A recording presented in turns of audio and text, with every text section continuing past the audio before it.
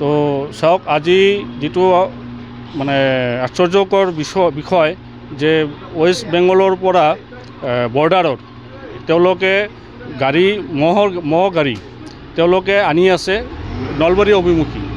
তো সেই আমি গোপন সূত্ৰৰ ভিত্তিত আমি আৰক্ষী প্ৰশাসনক আমি জনাওঁ। তৎক্ষণাত আৰক্ষী প্ৰশাসনে ঘটনাস্থলীত গৈ বিজনী দহলাপাৰা টোলগেটত তো আৰক্ষী প্ৰশাসনে গৈ কিনে তাত ৰখাই কিনে আৰক্ষী প্ৰশাসনে তেওঁলোকৰ যিটো তদন্ত কৰি বিজনী থানালৈ আনিলে।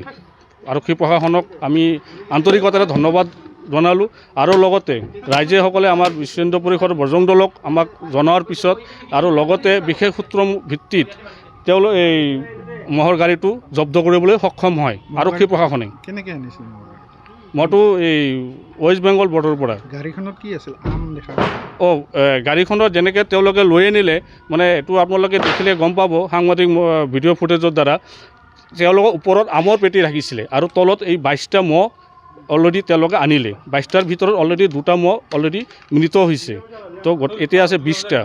তো এতিয়া আমাৰ কথা হ'ল যে আৰু এটা কথা যে the Assam kettle preservation act 2021 চনত অসম চৰকাৰে এইটো টোটালি বেন কৰিছে।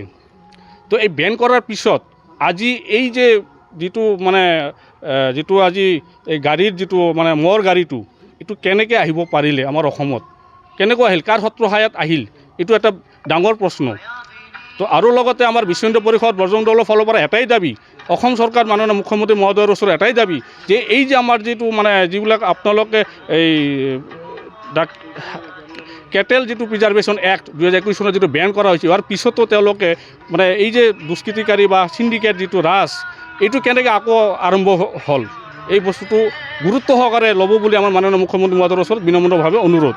আৰু লগতে বিশ্ব হিন্দু পৰিষদ বজৰং দলৰ ফালৰ পৰা এই বস্তুটো অতি সোনকালে কঠোৰতম শাস্তি প্ৰদান কৰিবলৈ আমি অনুৰোধ জনালোঁ আৰু লগতে আৰক্ষী প্ৰশাসনকো আমি ধন্যবাদ জনালোঁ। নমস্কাৰ।